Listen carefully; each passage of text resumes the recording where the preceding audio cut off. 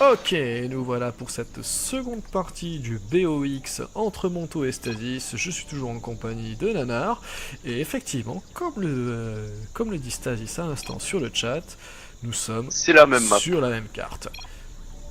Alors on a pu voir une première partie quand même assez spectaculaire de la part de Monto, hein, gros fourbe qu'il est de Protoss, Exactement. avec un joli proxy triple gate Mazilot, parce que bien sûr on est encore sur Wings of Liberty dans sa tête. Ah bah sur Wings of Liberty, on en a connu des choses sales. Il n'y a pas Voilà. d'adepte sur Legacy, c'est pas vrai? Ah, Non. là quelque chose de plus classique quand même. Ouais, là c'est bon, on Gate. est reparti sur un petit gate into gaz. Stasis qui va poser sa Hacha 17. Voilà, là on est vraiment reparti sur quelque Ouais. chose d'assez classique, quelque chose que j'ai l'impression qui se fait de plus en plus souvent d'ailleurs sur cette extension, une B2 très rapide. La... Ah oui, là, le Zerg sur cette extension, c'est quasiment obligatoire. Hmm. Enfin, obligatoire non, mais je veux dire, il n'y a pas tellement de risque à aller prendre les deux rapides. Ouais, je confirme. C'est vrai que j'ai l'impression que cet expand permet carrément, enfin cet expand, quand je parle d'expand, je parle plutôt de l'expansion en fait du jeu StarCraft, permet effectivement ce genre de choses plus facilement, de Alors pouvoir par contre, partir sur une B2. pendant ce temps, Monto quand même, Il est il parti pose sur pas de quelque chose là. B2, il a balancé une deuxième gate, deux noyaux cyber après la deuxième gate, on a pris deux gaz. Alors, on Là, va voir ce qu'il va en faire de ce gaz. ça sent l'agression quand même, hein. Sûrement un Mothership Core rapide, j'imagine. Et on voit que ça continue à discuter dans le chat. Ils sont chauds les Ils deux. sont Oh, qu'ils affreux. sont chauds. Ils sont affreux tous les deux.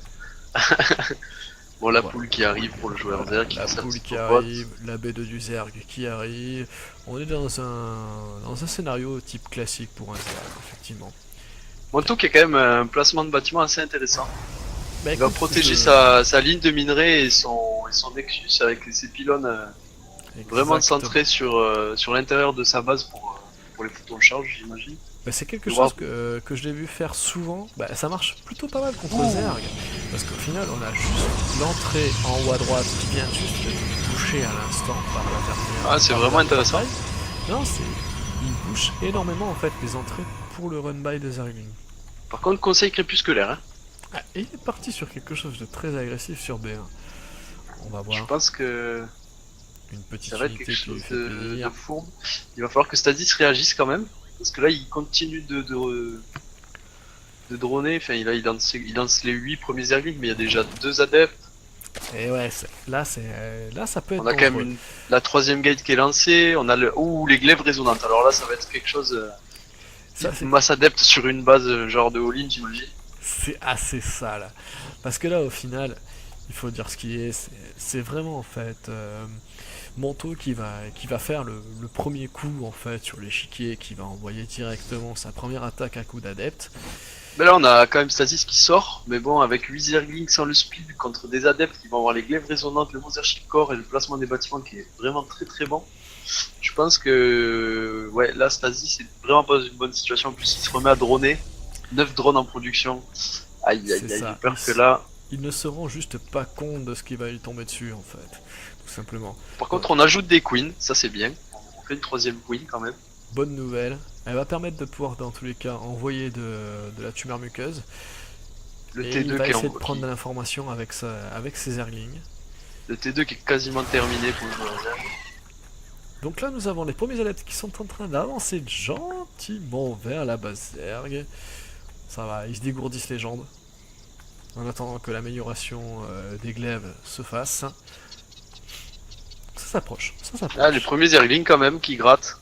Là, il a l'info de ce qui se passe. Mais chez lui, là, c'est la débandade. Hein. Là, il y a Ah, la le noyau tripotée de d'adeptes sommaire, qui arrivent. le noyau de sommaire, il explique bien la vie. Il faut dire ça. Seul, il y aurait un peu plus de drones qui seraient tombés. Allez, c'est parti, les adeptes. Aïe aïe aïe, là c'est parti. La queen qui se fait massacrer. Les drones qui vont se faire one shot. Et là, on Alors voit. là c'est la débandade parce que le joueur Zerg il a tellement tourné, c'est tellement gris ce qu'il a fait alors qu'il sait que son adversaire est resté sur B1.